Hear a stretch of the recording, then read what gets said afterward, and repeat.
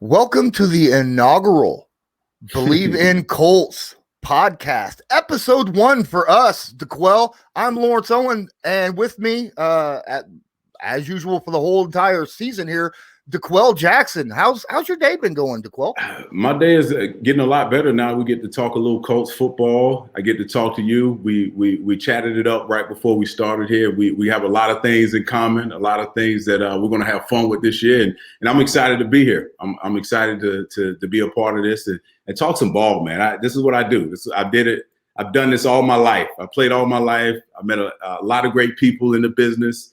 As you know, I played for the Colts for 3 years. Spent 11 years in the National Football League. So I've learned a lot on the other side of things playing for the Browns, kind of what not to do, as opposed to how a well-oiled machine like the Indianapolis Colts are run from top to bottom, and we see the benefits of it. We're witnessing the benefits of a great run organization.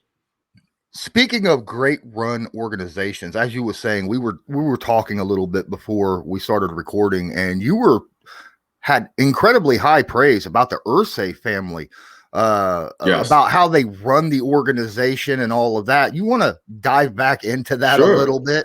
Yeah, sure. So my experience, I was drafted in 2006. This is a long-winded explanation. Just bear with me, all right? All good. So 2006, I get drafted. And I go to the Browns, and as you know, I was there 8 years, and we didn't win a ton of games. There was no secret there. We had one winning season while I was there, but there was a lot of turnover from front office to players, everyone around you. There was no continuity between the ownership, between the coaches, between the players. So it was just a mesh of just uncertainty every single year. And then I go into, to your point, what we talked before, what we were talking about before we offline was how well the organization of the Colts were run. Mr. Irsay, first and foremost, he's a diehard football fan. I think everyone who's a Colts fan who's followed the team for any period of time understand he loves freaking football.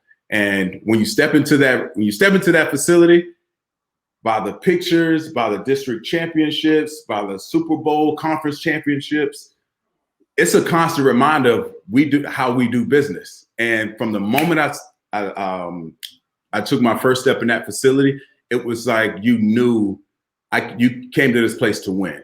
And you look at the people that are in the front office, a lot of those people have been there for 15, 20 years. You look at the Irsay family, his daughters are highly intelligent. They understand football. And Mr. Irsay, he was always at training camp. Oh my God. I've never seen an owner make such a presence for his football team. And as a player, being a former player, that resonates with a lot of guys, from veterans to young guys. And when he comes around, you develop a rapport. And now you're having a conversation, something that, in my opinion, allows a player to invest more into his craft. And ultimately, you have a better brand of football. So there's so much I could talk about the Irsay family. They love to win. They love to be around the guys, and they make a situation. How do you say? They make it comfortable and relaxing for you to go in and do your business, take care of business, and win freaking games, because that's what it boils down to.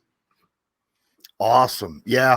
I mean, Irsay is a fan. I mean, he was talking about it on another podcast a couple months ago, where he was just discussing growing up. Yeah, I mean, his dad owned the Colts before him, but he would be sitting there, in a cafeteria with the team, right, and eating, and then Johnny U would go, "Hey, move over, boy."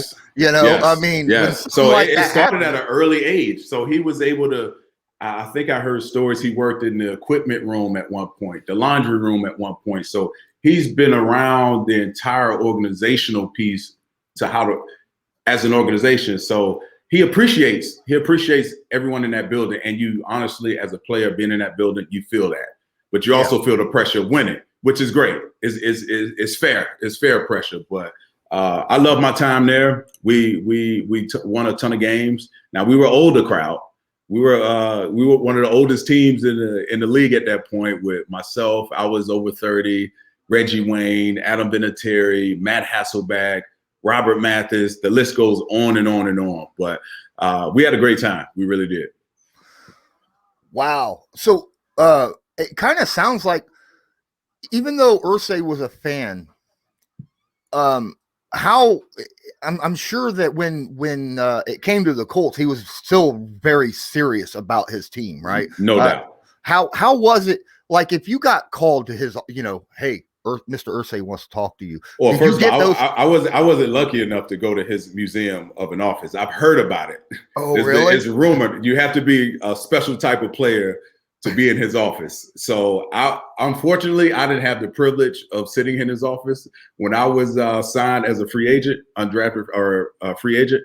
I didn't make it to his office, so I didn't mean to cut you off. But that I've heard it's a museum. The guy's a collector of many items that I've heard about, and didn't mean to cut you off, but I had to throw that point out there. I understand that. But the general idea of a team is, you got your owner, no matter what team it is, you have your owner or owners of a team, and then you have someone who runs it, whether it be the president, the GM, whoever, and then, goes down from there to the coaches and all of that. Was there ever a point where on any team or guys that you were talking to where they might be called to like the president or the GM's office and is it a bad feeling, like, getting called to the principal's office getting called to the, something like that? Yeah. No, that's a great question, because I think it can happen two ways. My experience in Cleveland, when I was called to the principal's office, it probably wasn't a good thing early in my career. But as I got older, you realize those in power that make decisions, they want to talk to the leaders on the team, and they want to get a bead on, okay, how's the team doing? What about this guy? What do you think about that guy? And they want your input. And being with the Colts and the way Indy runs their business, I was always talking to either Chuck Pagano at the time, the GM at the time, coaches at the time. So that was normal. That was normal business, which you can't say for a lot of other teams. I've known a lot of guys throughout the league to go on to have careers, and it wasn't a good thing if you were in their office. Let's say that. And I think it's a bit of an old school mentality. I think the coaches now in the league, they want to, it's all about making your team feel like it's their team. And in my opinion, partly how you do that is you have to have your players believe they're invested. And how do you do that? You build rapport, you bring them in the office, you sit down with them in lunchtime, dinner time.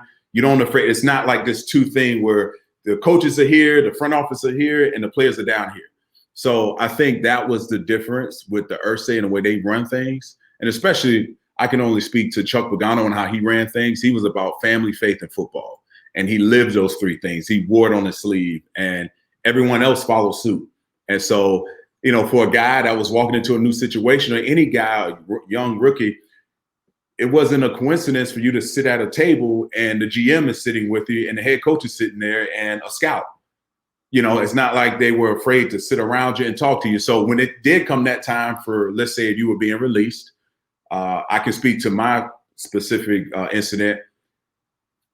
Chris Ballard had got the job. And the minute he got the job, I got on the phone with my agent. I'm like, hey, I'm flying in. I want to meet with these guys. I want to let them know, I can be an asset, that I want to get to know you guys. So I fly in, and they didn't waste any time. And this is a unique story where a lot of guys don't get the pleasure of being released this way. The GM, Chris Ballard, called me in his office. We had great conversation. I was in his office for probably about an hour, and they told me they were moving past going younger, probably within the first 5 minutes of our conversation. The other, 55 minutes was about life and moving forward. And if you ever need anything, I'm here. I appreciate your time. So that was, players respect that in the end. Players respect that and want to play for organizations that operate in that manner. Yeah, letting you know up front, not beating around the bush and being respectful about it gives, I can understand how that would kind of give you that respect to someone in a situation like, obviously you're like, oh crap, I'm unemployed now, but at the same time, at least they're being straight shooters with you, Right, and right, that's always right. that's always a good thing. No doubt about it.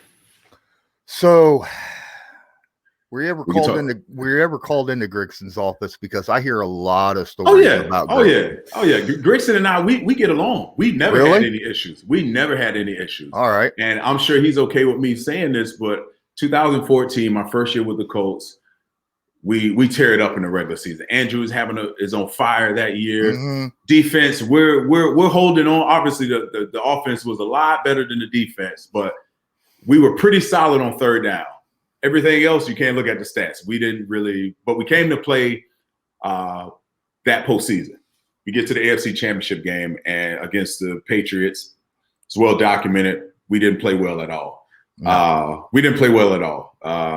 The deflate gate, the interception, it just took a life of its own. But I remember after that game, getting back to the facility, and Grigson was working out.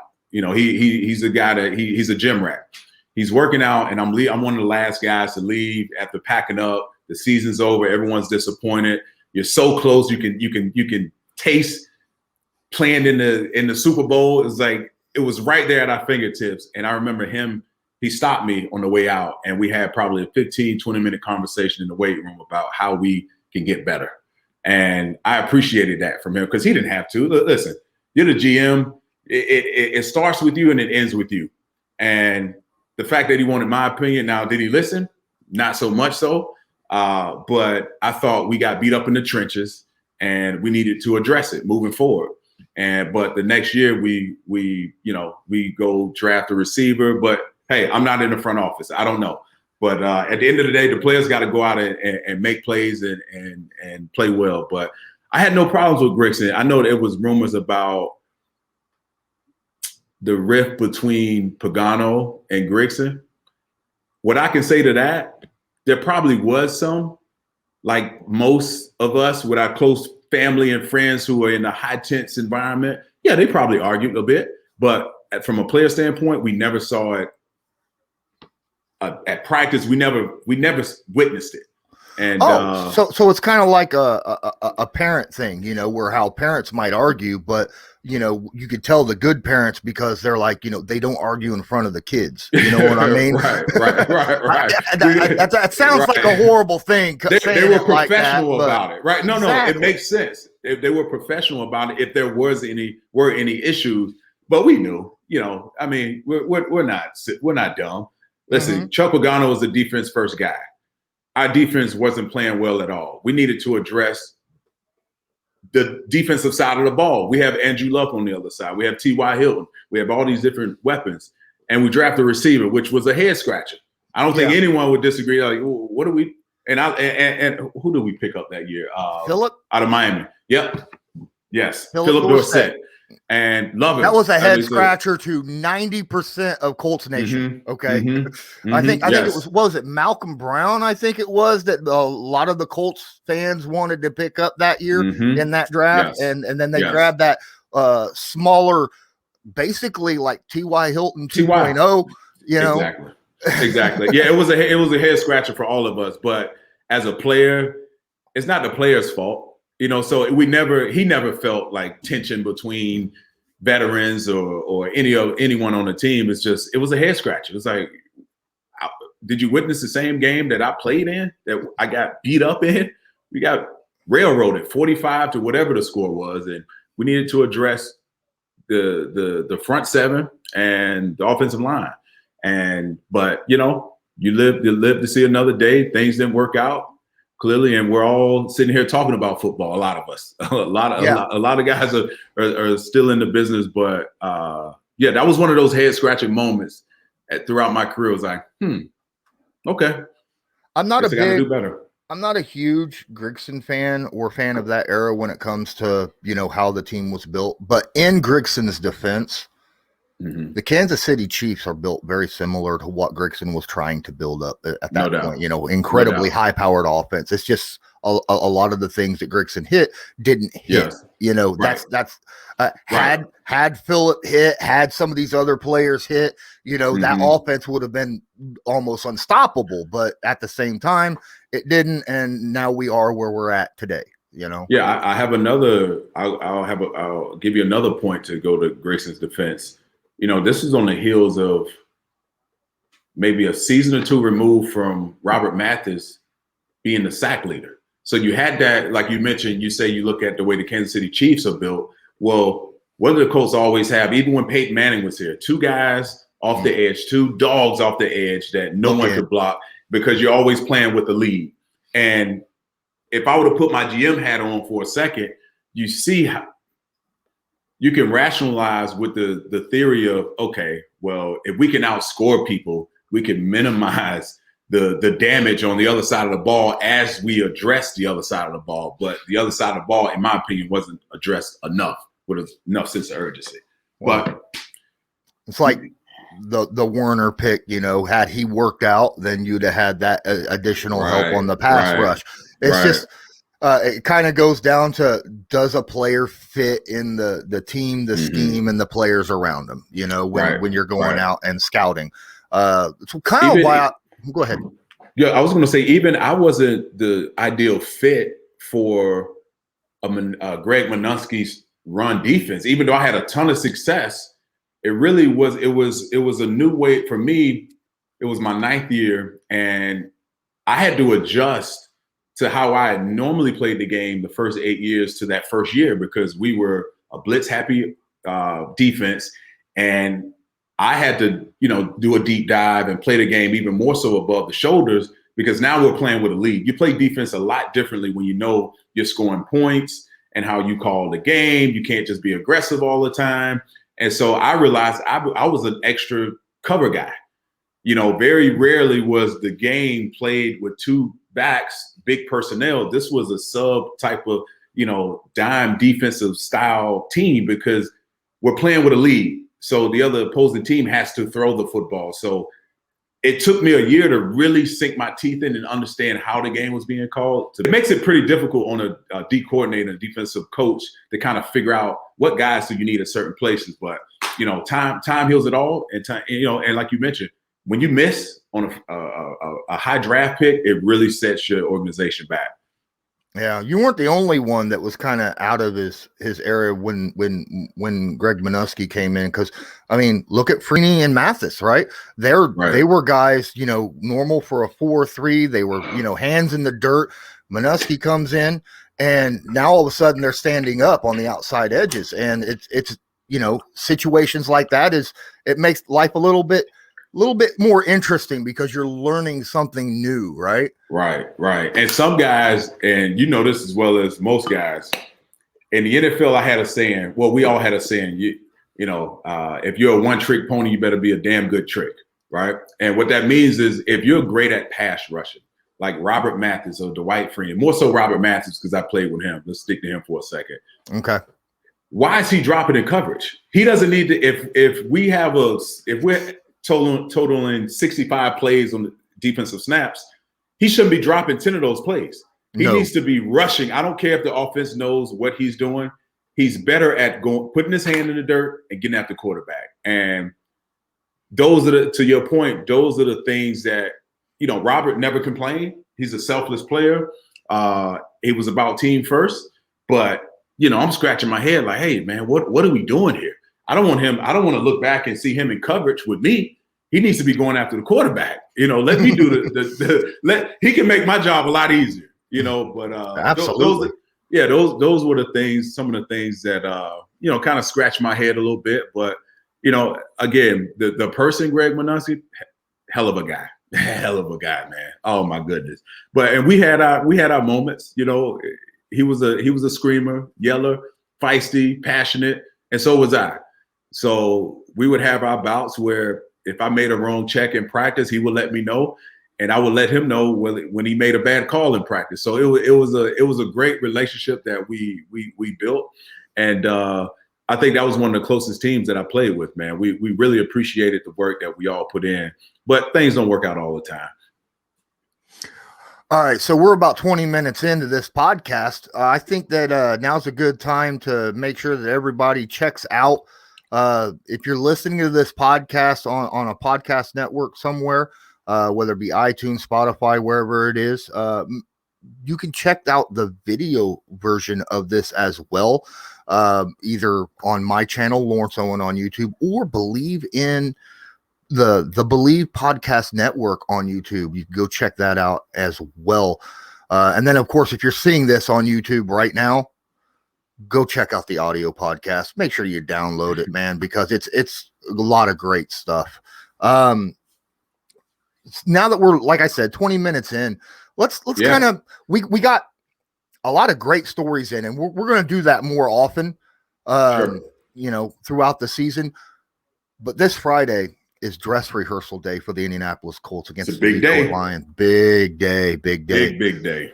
Especially with a lot of players that throughout training camp have missed a ton of time due to injury. Guys like Carson Wentz, guys like, you know, Quentin Nelson, half your offensive line, Ryan Kelly, you know, guys that are, you know, pretty well known throughout the Colts organization and are paid the big bucks, right? Yes. The big bucks. You're paid to be available.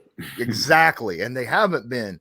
What would be something that you would be looking at watching this game coming up during this dress rehearsal?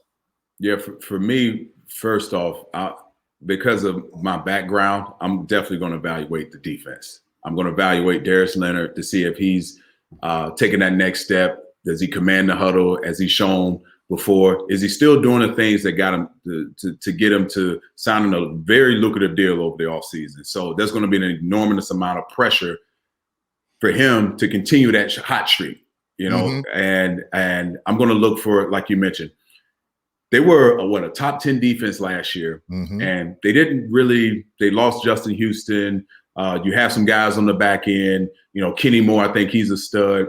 You're the first rounder. I think we talked about it earlier. You know, those guys have to hit. You know, those guys have to give you some value early on.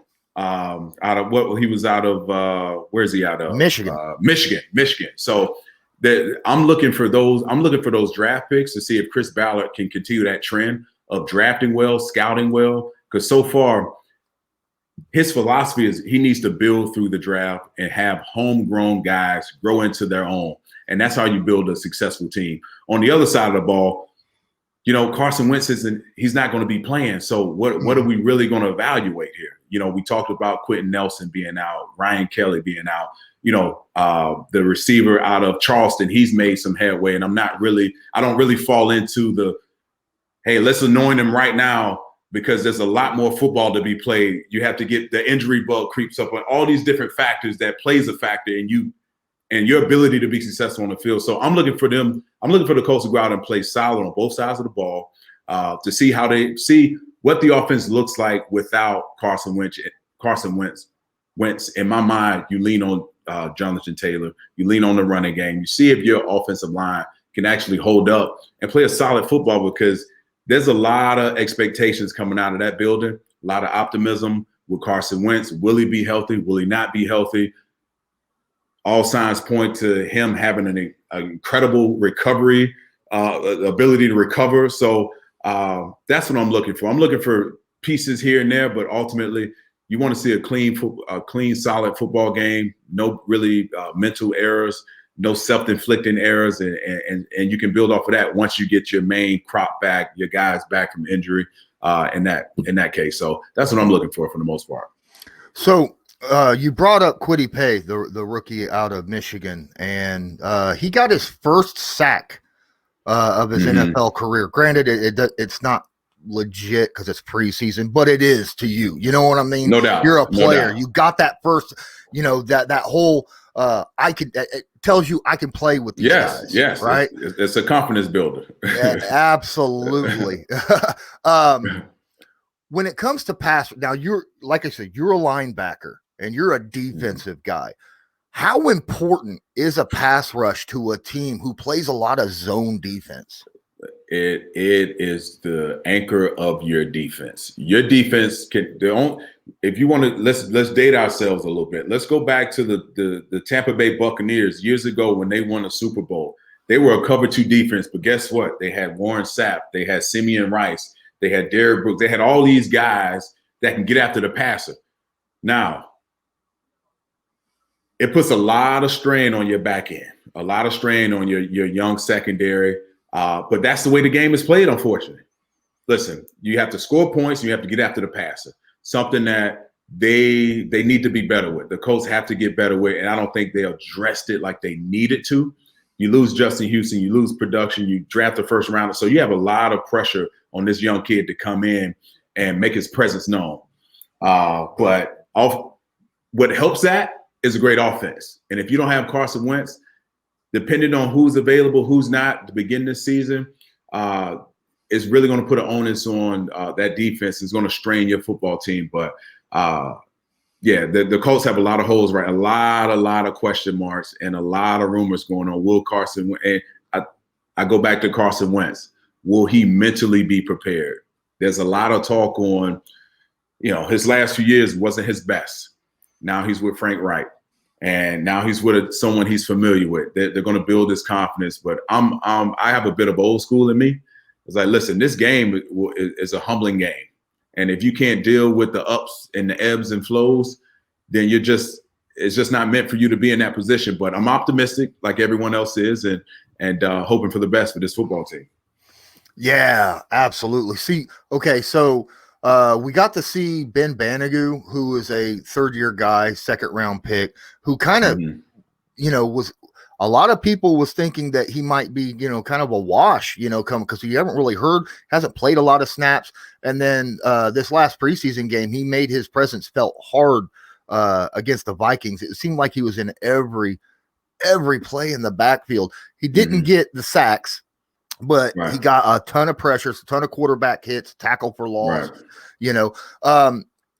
Is the sacks that important, or is pressures? No. So I give you. So when I joined the Colts, Robert Mathis, I don't know how it really could affect. But you don't know because you don't. I never had an opportunity to play with a guy like Robert Mathis. But you realize the value that it has, and it's a game changer.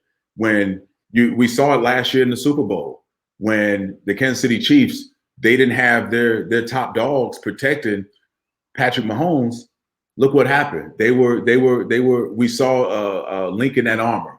So it does affect the game. It has that ability to really make your job a lot easier from a play caller standpoint and from a player standpoint. When you have two guys on the edge that will generate 10 plus sacks a year, you're able to make more chances on the back end. You're able to make more gambles and go after balls you normally wouldn't because in your head you have a shot clock. And when you have great pass rushers, you get that timing down. And when you're rolling, that's when you're really able to make plays. You see a lot of big plays happen on the back end, from tip balls to interceptions to PBUs and that nature. But the sack is the best. Oh my God. This is so valued, and guys who can get it done, you've seen it around this league. You get paid a lot of money to do so. A lot of money, but it's a game changer. I wish I was a lot better at it. I mean, the game changed from me walking into the NFL. I was the undersized guy, and now you see guys like Darius Leonard. We're roughly around I'm a little bit heavier than he is. He's around 220, 230. The ability to be able to run and get after the passer, that's the value in linebackers, safeties, corners, and definitely on the D-line standpoint. So if you can do that, and if you're not a designated guy, like a D lineman that's supposed to be great at it, then your value goes through the roof and your team value goes through the roof as well. Awesome. So, like we said, you're like, you want to see the running game for the Colts with Jonathan Taylor, Marlon Mack, Naheem Hines, yes, Jordan Wilkins. Those guys succeed this Friday against Detroit. Yes.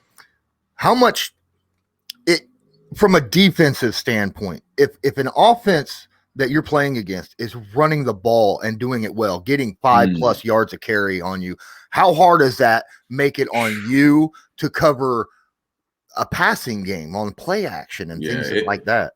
Yeah, it makes the game old school. As a lot of guys aren't built. I mentioned Darius Leonard. he doesn't want to play 10, 15 years ago where there was a downhill type of game and it doesn't go anywhere. If you can run the football in the postseason and you can play great defense, those teams tend to do well and be steady and consistent. So when you have a team that can have a two-headed monster, Marlon Mack when he's healthy, and Jonathan Taylor, that's a heavy dose of two different style backs. Jonathan Taylor is great out of the backfield. He's that new age running back where he can beat you route running. He can beat you between the tackles, and he's a tough guy. And when you have a steady dose of that, it puts a lot of strain on your defense to be right. And when that happens, when things starts to break down, I've been a part of many of those games where, whether it was with the Colts or the Browns, when you can't stop the running game, guys start chirping, hey, man, we need to stop the run. And now you're fussing with a defensive back, and now you're fussing with a, defensive lineman, and it just creates havoc throughout your defense. And when you can do it well and you can stick to it and teams know it, and then you add another dose of, well, I got a more than capable quarterback that has the arm strength to make all the necessary throws. When healthy, it adds for a heck of a situation from an offensive standpoint, but defensively, that's your worst nightmare. You don't want to see it. You don't want to face a team that can really run the football and they're committed to running the football. Oh yeah. So I assume I hate to bring up painful memories, but that AFC Championship game then must have been awful. Oh, you feel helpless. You feel helpless as you have no answers. And me, I'm a positive guy, and when it happened, and you bring it back old memories, I want to cry right now, man. I'm sorry, dude. No, it's all good. It's all good. But that's one of those moments where no one lost their panic. We had a veteran group, and I remember a buddy of mine, Mike Adams. He played 16 years, and Darius Butler, and we had some veterans, Vontae Davis, and Eric Walden. All these guys. We didn't want this to happen, so we huddled up. Was like, hey, how can we fix this? We need to do this. We need to do that. And when you do those things, and you still get gashed down the middle, it all becomes about want to at that point. It's like even coaches like I don't know what we can call. We can't stop anything. So when you can't stop the bleeding, as we like to say, football terminology, it makes out to be a long day and an embarrassing day. And that AFC Championship game was the epitome of one of those days, unfortunately. Yeah, I mean, every good team. It doesn't matter how good you are, you're going to have a game like that. And it just sucks when it happens in a situation, where you're one step away of making the Super Bowl. It just escalates it even more, Yeah, and we talked about it early in the show, but for the regular season, we were okay. We were a bend, don't break style defense by paper. We were pretty good on third down, but that was everything else was all over the place. But we played well that postseason. Obviously, we beat Peyton Manning in Denver, and we were rolling. But that was just, like you mentioned, you have one of those days where it shouldn't happen at the biggest stage, and unfortunately, we couldn't get it done. And thank you for bringing up that memory. I appreciate it. Well, we got to live through some awful times, right? Right. Oh man. Well, that's okay, because I actually saw your video. I was going through your IG yesterday, and I saw that video of you begging for the football back. Oh yeah, man, that was awesome. I love that video. So it's funny. The story behind that. So I had no idea. I'll put it out there to Colts fans who hadn't heard the story, but I had no idea. I was just doing my job. We were getting gashed. We had seen this play. We had practiced this play, a few days ago. And when Grunt was going in motion in that red zone area, he was the number one target. And I knew based on our coverage, I was going to have to pick him up. And he runs this seam route. And with Tom Brady and veteran quarterbacks like Tom Brady, if I'm a defender, if my back is turned to the quarterback, good quarterbacks and great receivers, they know you're open. So they throw you open. And I knew the minute I turned my back, the ball was coming. Turn my back, ball. It was a poorly thrown ball. Thank goodness.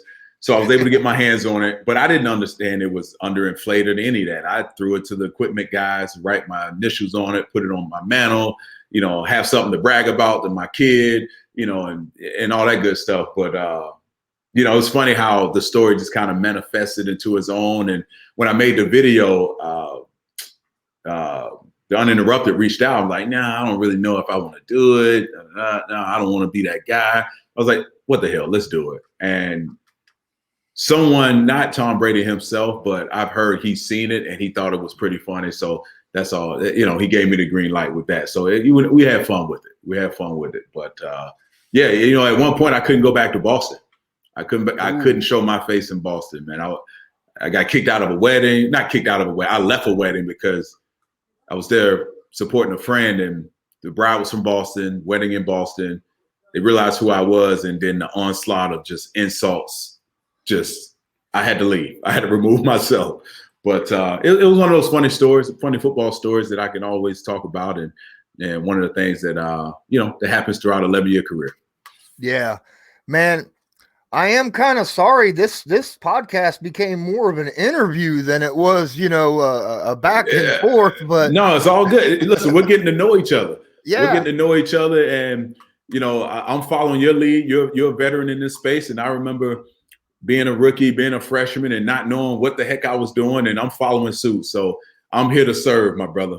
I'm here to serve. But we're gonna have a lot of good fun, and I've watched your Colts Law episodes, and you're very knowledgeable about the game, obviously.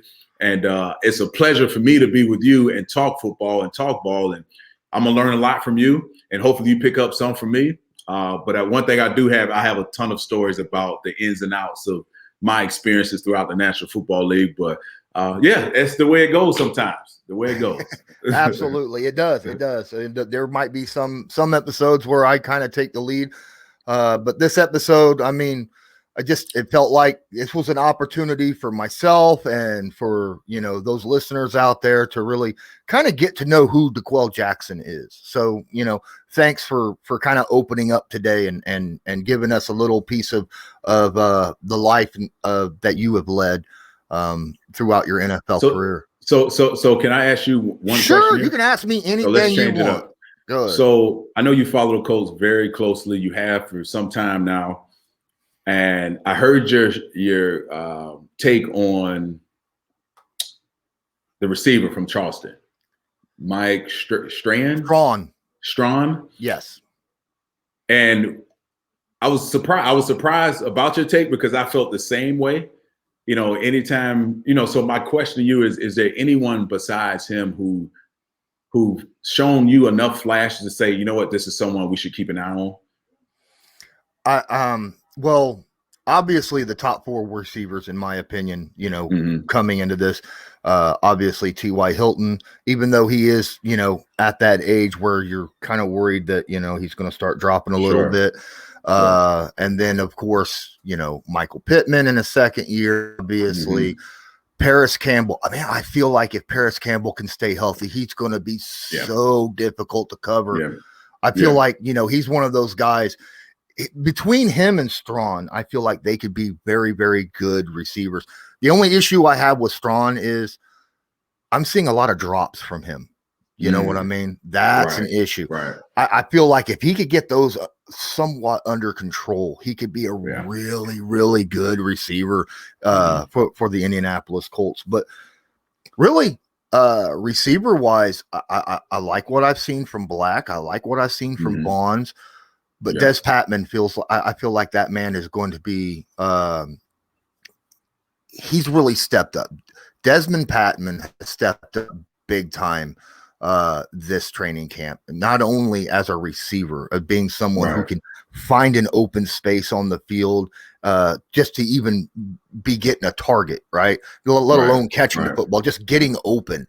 But his special teams ability, that is huge.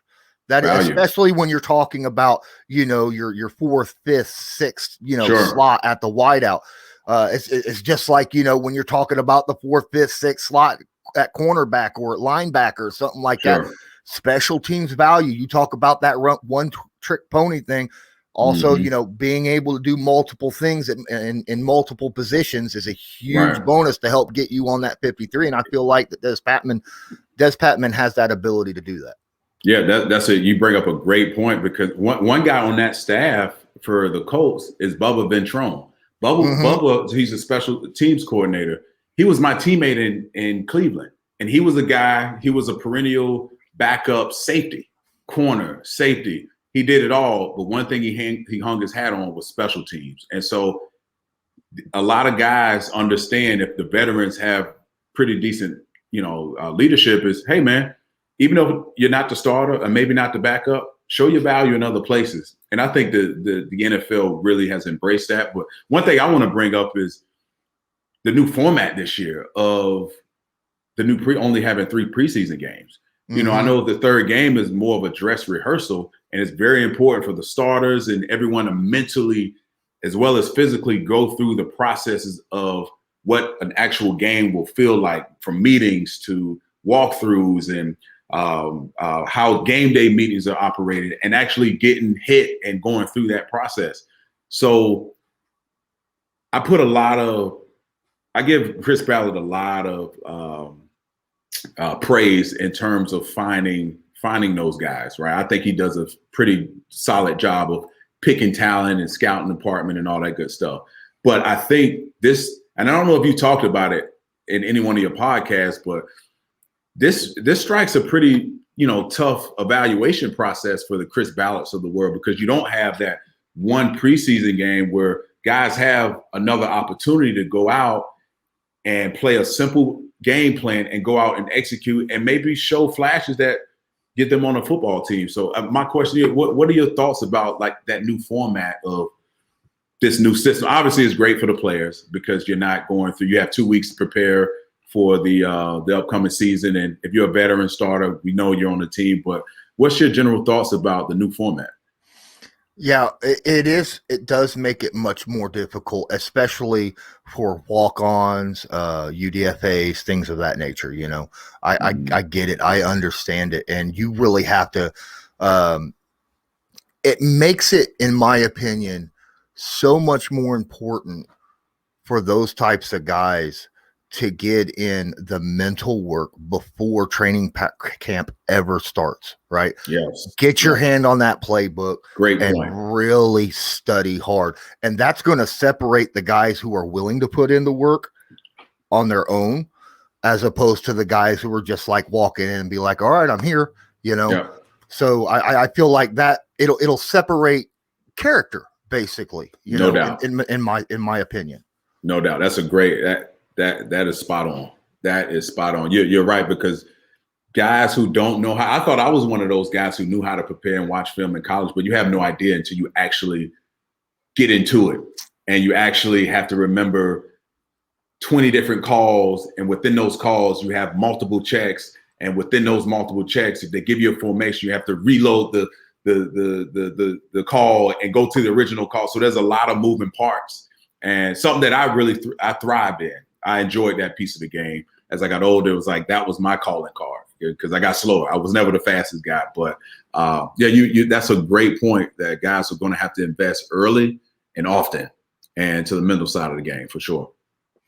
All right, man. We're about 45 minutes in. I think it's about time we hang the hat on this episode, man. Okay. This was fun. This was great, man. I thought, I learned a lot today. Hopefully Same. You enjoyed yourself. Great. Yes, I did. All right. So why don't you go ahead and give a moment, since they don't know a whole lot about us out there, tell people a little bit where they can find you and things of that nature. Maybe something that's going on in your life that you want to tell people about. Got it. Yeah. Well, I can tell you a little bit of background on me. From a small kid from Largo, Florida, I graduated from and played football at University of Maryland. Drafted to the Browns 2006. Had a great career there. Obviously finished with the Colts. Met a lot of great people. We talked about Deflategate and all that good stuff. But currently you can find me. I'm starting my very own podcast, if I can talk about that, called Athletes Unplugged. Look out for it. You can find it on Instagram. Basically, I'm having former players and colleagues and people that I've met in the business, but we're brushing over the football piece and we're actually diving into the person behind the mask. So I think it's interesting. I think it's fun. We have real stories, fun stories. We talk about everything. So Athletes Unplugged, that's where you can catch me. You can find it on all major media platforms here very soon. So that's what I have. I appreciate you giving me that opportunity. I've learned a lot from you before, off air, during air. I think we're going to have a lot of good feedback from this, and we're going to have some fun talking football and talking Colts Nation. Absolutely. Where can they find you on Instagram in case they haven't already? Yes. So my Instagram name is @DeQuell Jackson without an apostrophe, @DQWELL Jackson. Very easy. On Instagram. So that's where you can catch me. And all my photos of my family. So you can tell I love my family. I like to have fun. I drink a little wine, some cigars, some whiskeys. That's my life. Awesome. You can check me out as well on Instagram @Colts_law or on Twitter @Colts_law. And of course on YouTube @Lawrence Owen. Great podcast. Can't wait to get to the next one here coming up pretty soon. Don't know. Yes. Maybe we'll record one later this week. Maybe we'll do a live stream, but we'll definitely get something going very, very soon. And until next time, I'm Lawrence Owen, and I was with, obviously, DeQuell Jackson because he's going to be here every day, every time. I'm still freaking out over it a little bit, but you know what? I'm going to calm down at some point. But yeah, it's going to happen. We're doing this. I appreciate it, Lawrence. We're going to have fun doing this, and Colts Nation. I'm excited to one day get on a live stream and see what immediate fans have to say and answer some questions, because I'm sure that they have a lot of background on me, and it'll be fun. Absolutely. Definitely. That's going to be the fun part. If we do a live stream and run the podcast with a live stream, we'll be able to get into some questions, fan questions right there on the spot. And I think that's going to be, great. So until next time, you guys, go Colts. Go Colts. Have a good one.